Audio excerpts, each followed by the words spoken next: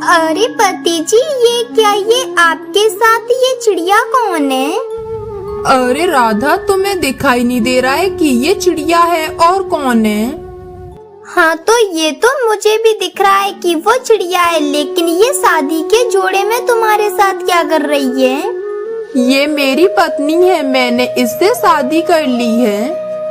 ये तुम्हारी पत्नी है तो मैं कौन हूँ फिर? बोलो मैं कौन हूँ जो तुमने दूसरी शादी कर ली मेरे होते हुए? अरे राधा, तुम भी मेरी पत्नी हो। मैंने कब कहा कि तुम मेरी पत्नी नहीं हो? चुप, बिल्कुल चुप। अरे थोड़ी तो शर्म कर लेते तुम। दीदी, मुझे नहीं पता था कि आप घर में हो, क्योंकि इन्होंने मुझसे ये बोला था कि मेरी पत्नी तो मुझे छोड़कर अपने मायके चली गई है और अब वो आती नहीं है मेरे पास। क्या क्या इन्होंने तुमसे झूठ बोला? अरे पिंटू जी, तुम्हें शर्म नहीं आई? क्यों किया तुमने मेरे साथ ऐसा? अरे राधा, वो सब मैं तुम्हें बाद में बता दूंगा। अभी तुम हटो सामने से और मुझे अंदर जाने दो। मुझे अभी बताओ, अभी, वरना इस घर में कदम मत रखना। अरे ये घर तुम्हारा नहीं है, ये घर मेरा है। मैं सिर्फ तुम्हें इस घर में ब्याह के लाया था। अपना घर तुम्हारे नाम नहीं कर दिया है मैंने, जो तुम मुझे अंदर नहीं जाने दोगी। अरे तो मैंने कब कहा कि तुमने ये घर मेरे नाम कर दिया है? अरे इस घर की नींव जिस विश्वास पर थी, वो विश्वास तुमने तोड़ दिया। वो पिंटू बिना जवाब दिए अंदर चला जाता है। पीछे से टूनी भी अंदर जाती है तो राधा उससे रोकते हुए कहती है, रुक जाओ, इस घर में कदम रखने से पहले एक बात जरूर याद रखना कि इस घर की पहली बहू मैं हूँ। फिर इस तरह वो सब घर में आ जाते हैं। तब वो टूनी कहती है, दीदी मुझे माफ कर दो, मुझे नहीं पता था कि आप घर पे हो। दीदी, मैं किसी का हक नहीं छीनना चाहती, ना ही किसी का घर उजाड़ना चाहती। अरे मेरा हक पहले ही छीन के बैठी हो और फिर भी कह रही हो कि मैं किसी का हक नहीं छीनना चाहती। राधा, बस बहुत हो गया, अब बस करो। जब से वो बेचारी यहाँ आई है तुम उसे सुनाए जा रही हो। अच्छा, बेचारी है वो और तुम मुझे चुप कराओगे? देखो राधा, अब तुम बात पकड़ के मत बैठो। मैं किसी से लड़ाई नहीं करना चाहता। अच्छा, तुम लड़ाई नहीं करना चाहते और जो तुमने किया है फिर उसको क्या कहते हैं? अरे अब ज्यादा मूड खराब मत करो, मुझे बहुत भूख लगी है। जाओ जाकर मेरे लिए खाना लेकर आओ। अरे खाना तो ऐसे मांग रहे हो जैसे कि इनाम लूट कर आए हो। एक तो दूसरी शादी की है और ऊपर से खाना और मांग रहे हो मुझसे। वो पिंटू फिर कोई जवाब नहीं देता और वो दूल्हे वाला लिबास उतार कर काम पर जाने लगता है तो राधा कहती है, अरे अब कहाँ जा रहे हो? अरे काम पर जा रहा हूँ, और कहाँ जाऊँगा मैं? एक ही तो काम है मेरा। और वैसे भी अगर काम पर नहीं जाऊँगा तो घर का खर्चा कैसे चलेगा? क्या खाएंगे पिएंगे हम? अरे अब घर बचा कहाँ है जो घर का खर्चा चलेगा? पूरा घर तो तुमने पहले ही उजाड़ दिया, तो अब काम करके क्या होगा? देखो राधा, अब बार बार एक ही बात ना बोलो, क्योंकि अब जो हो गया सो हो गया, अब वो बदल नहीं सकता। इसलिए अब तुम भी अपना काम करो, मुझे भी अपना काम करने दो। वो पिंटू तो फिर वहाँ से चला जाता है और उसके बाद राधा रोते हुए टूनी से पूछती है, सच सच बताओ, तुमने मेरे पति से शादी क्यों की थी? मैंने इनसे इसलिए शादी की थी, इन्होंने बोला था कि मेरी पत्नी आ नहीं रही है और वो मुझे छोड़कर अपने मायके चली गई है। तो फिर मैंने सोच लिया कि इनकी जिंदगी में कोई नहीं है तो क्यों ना मैं ही इनसे शादी करके इनके साथ रह लूं। तो मैंने इनसे शादी कर ली। फिर इसी तरह धीरे धीरे ये बात पूरे जंगल में फैल जाती है कि पिंटू चिड़े ने बच्चे के लिए दूसरी शादी कर ली है।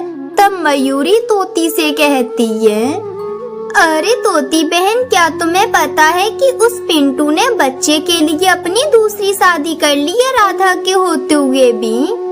अरे हाँ मयूरी बहन, मुझे पता है, मेरे पति ने मुझे कल ही बता दिया था, लेकिन वो बेचारा करता भी क्या।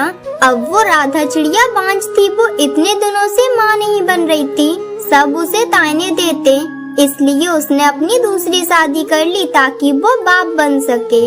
वो दोनों ऐसे आपस में बात कर रही थी, फिर रात हो जाती है। रात को पिंटू घर आ जाता है। अरे आज तो बड़ी मुश्किल से ये पैसे मिले हैं। चलो टूनी, अब तुम इन पैसों को उठा के रख दो अच्छे से, क्योंकि पूरे महीने का खर्चा इन्हीं पैसों से चलेगा। अरे वाह, क्या बात है, आज शादी को एक दिन भी नहीं हुआ और आज पहले ही दिन की कमाई नई बहू के हाथ में जाने लगी। अरे नहीं पति जी, मैं ये पैसे नहीं ले सकती।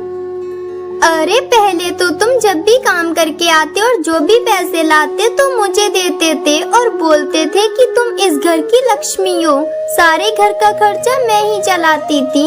लेकिन अब क्या बदल गया? क्या मैं पराई हो गई हूँ, इसीलिए आप मुझे पैसे नहीं दे रही हो? मुझे पता है इसी ने भड़काया होगा आपको। अरे नहीं दीदी, आप गलत समझ रही हो, मैंने ऐसी कोई बात नहीं बोली।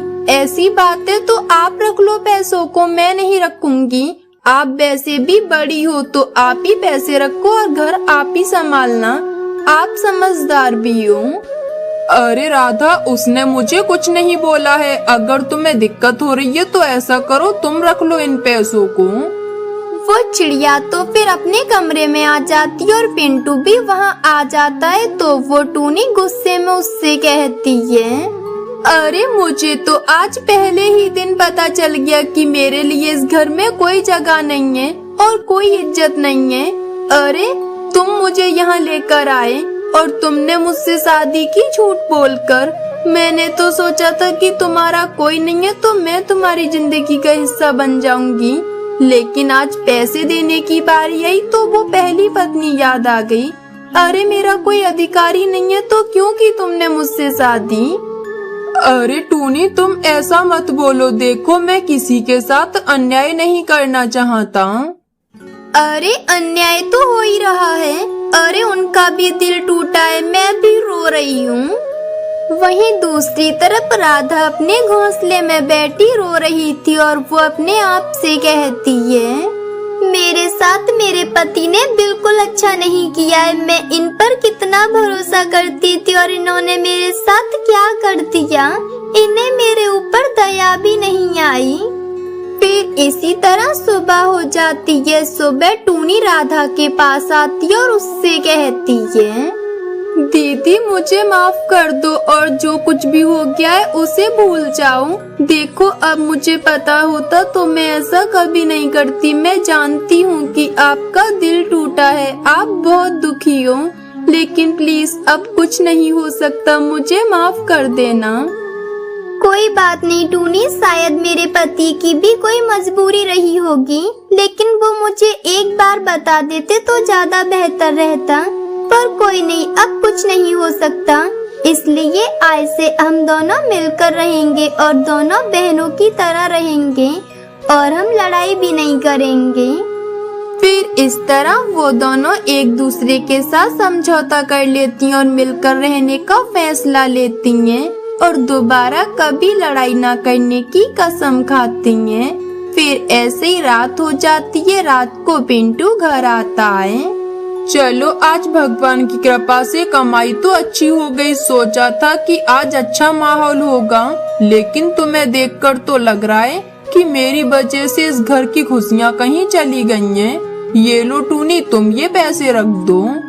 नहीं, ये पैसे आप मुझे नहीं दीदी को दो। वो इस घर में बड़ी हैं तो वो शुरू से पैसे रखती आई हैं तो अब भी वही रखेंगी और उन्होंने जिम्मेदारी संभाली है तो अभी भी वही संभालेंगी। हाँ टूनी, तुम सही कह रही हो। राधा तुम ही रखो इन पैसों को, क्योंकि तुम्हारे हाथों में इस घर की जिम्मेदारी सुरक्षित है। तुम बहुत अच्छे से निभाती हो और मैं मानता हूँ कि मैंने तुम्हारा भरोसा तोड़ा है तो उसे वापस जीतने की कोशिश करूँगा।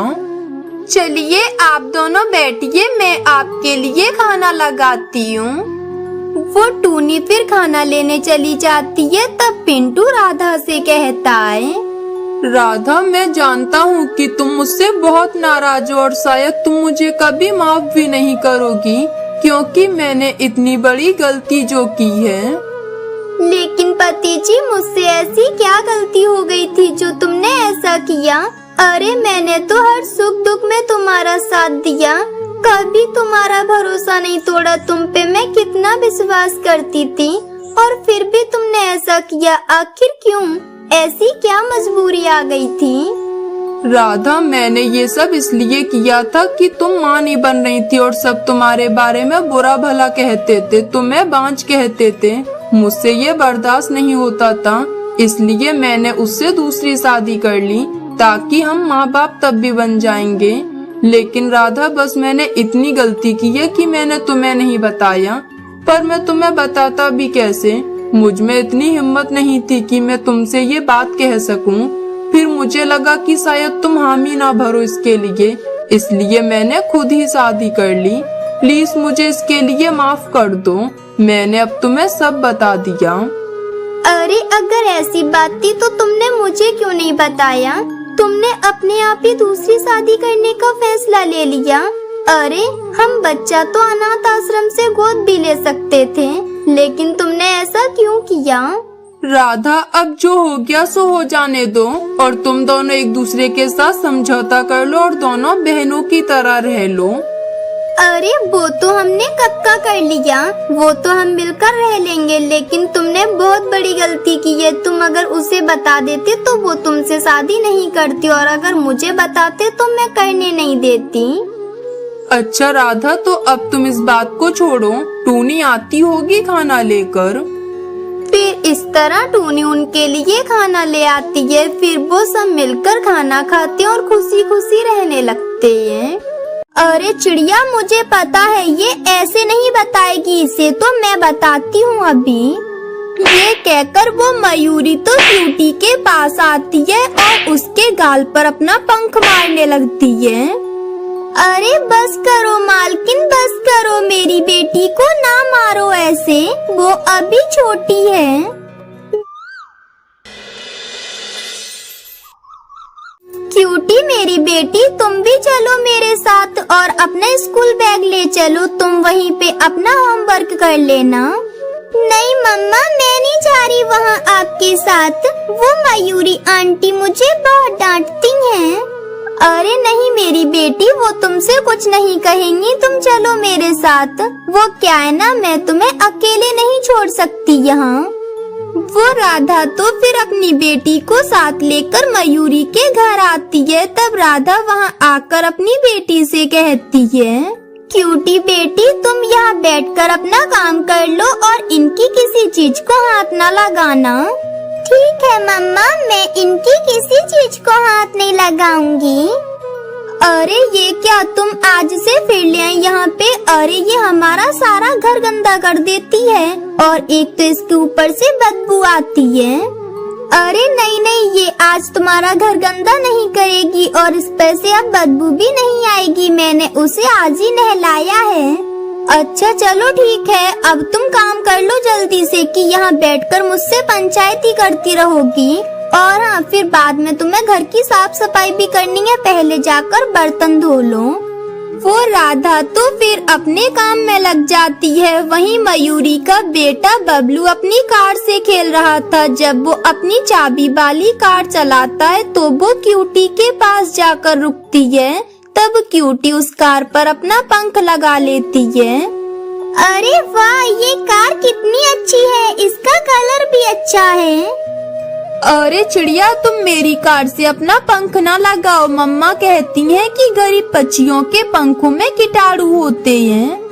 वो बबलू इस तरह फिर से अपनी कार से खेलने लगता है। वहीं चिड़िया भी अपने कामों में लगी हुई थी। फिर उसके बाद वो बाहर जाकर बाहर से लकड़ियाँ वगैरह रखती है और वो बबलू तो अपनी कार को क्यूटी के पास ही भूल जाता है। तब क्यूटी तो बड़ी गौर से उस कार को देख रही थी। तब ना जाने उसके दिमाग में क्या ख्याल आता है और वो उसकी कार को अपनी बैग में रख लेती है, क्योंकि उसे अभी इतनी समझदारी नहीं थी।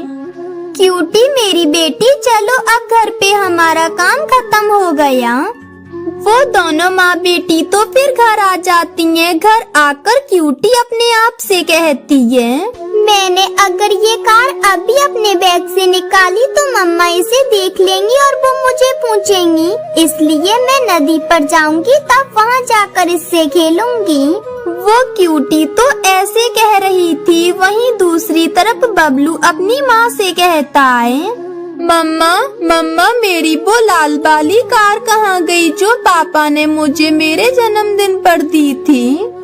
अरे बेटा, तुम्हारी कार कहाँ जा सकती है, तुमने इधर उधर रख दी होगी खेल के, ढूंढ लो मिल जाएगी।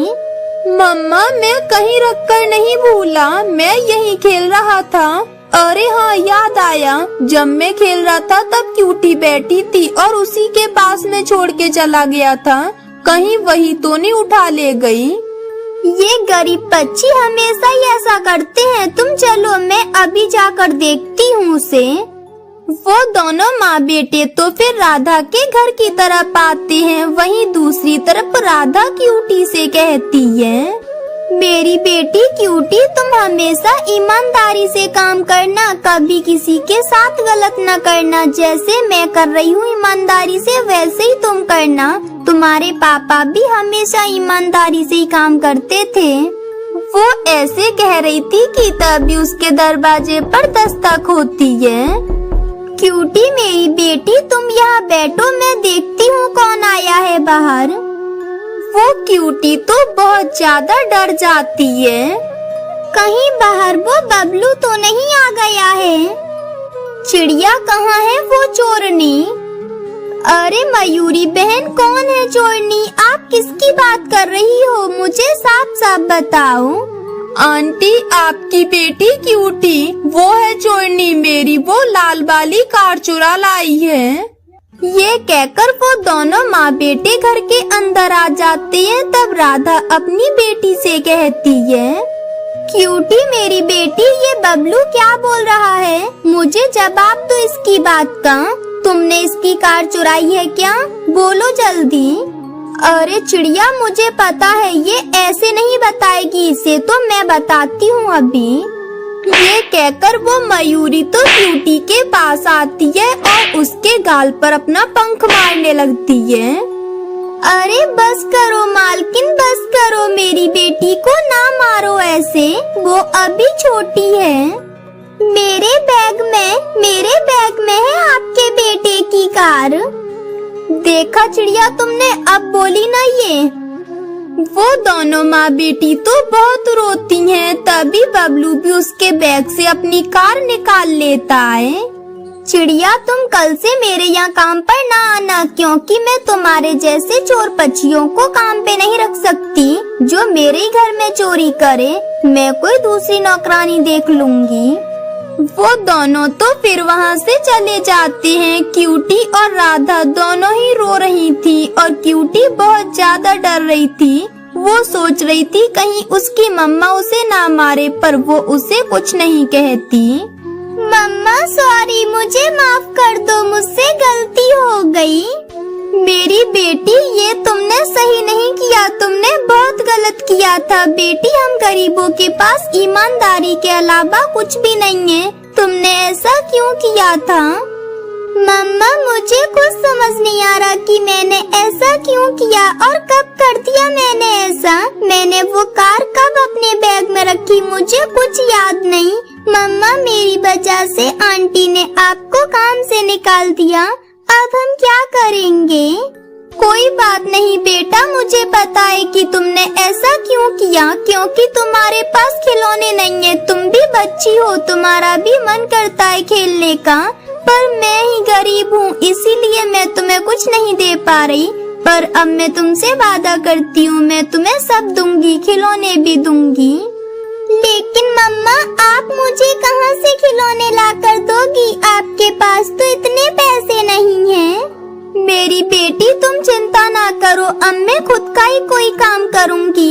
मैं सोच रही हूँ क्यों ना समोसे बेचना शुरू कर दूँ, जिससे हमारी कमाई अच्छी हो जाए करेगी। और काम शुरू करने के लिए मैं कुछ पैसे कबूतर भैया से उधार ले लेती हूँ, फिर मैं उनके बाद में वापस कर दूँगी। हाँ हाँ, ये सही आइडिया है मम्मा। फिर आप कल से ही समोसे बेचना शुरू कर देना। जाओ, अब आप कबूतर अंकल से कुछ पैसे उधार ले आओ। वो चिड़िया तो फिर कबूतर के पास आ जाती है और उसे सारी बात बताती है। तब कबूतर कहता है, चिड़िया ठीक है, मैं तुम्हें पैसे दे देता हूँ, मगर तुम मेरे पैसे समय पर वापस कर देना, नहीं तो अच्छा नहीं होगा। हाँ हाँ ठीक है भैया, मैं आपके पैसे आपको समय पर वापस कर दूंगी।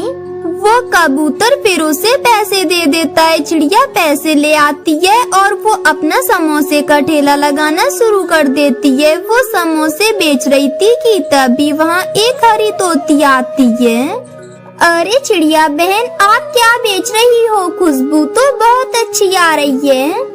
अरे मैं ये समोसे बेच रही हूँ, आपको चाहिए? आप एक बार खाकर तो देखो, आपको मजा आ जाएगा इन्हें खाकर। बहुत टेस्टी समोसे हैं ये। अच्छा तो ठीक है, लाओ आप मुझे समोसे की एक प्लेट दे दो। वो राधा तो फिर उसे समोसे की प्लेट देती है। वो हरी तोती समोसे खाती है तो कहती है, अरे वाह बहन, ये समोसे तो बहुत स्वादिष्ट हैं। इन्हें खाकर तो मजा ही आ गया। मैं सबको बताऊंगी आपके समोसे के बारे में। फिर इस तरह धीरे धीरे उसके समोसे के ठेले पर पक्षियों की भीड़ लग जाती है और सब उससे समोसे खरीद कर खाते हैं। इस तरह वो समोसे बेचकर खुशी खुशी रहने लगती है। दोस्तों, ये थी आज की कहानी। और हाँ दोस्तों, इस कहानी से ये सीख मिलती है कि हमें हमेशा ईमानदारी से काम करना चाहिए। और हाँ दोस्तों, आज का सवाल ये है कि राधा चिड़िया ने पैसे उधार किससे लिए थे? अगर आपको पता है तो कमेंट बॉक्स में लिखकर जरूर बताएं। और अगर आप हमारे चैनल पे नए हो तो चैनल को कर दो सब्सक्राइब और हमारी वीडियो को कर दो लाइक। और हाँ दोस्तों, घंटी बजाना ना भूलना ताकि नई वीडियो आपके फोन की स्क्रीन पर हो। मिलती हूँ मैं आपको अगली वीडियो में, तब तक के लिए धन्यवाद।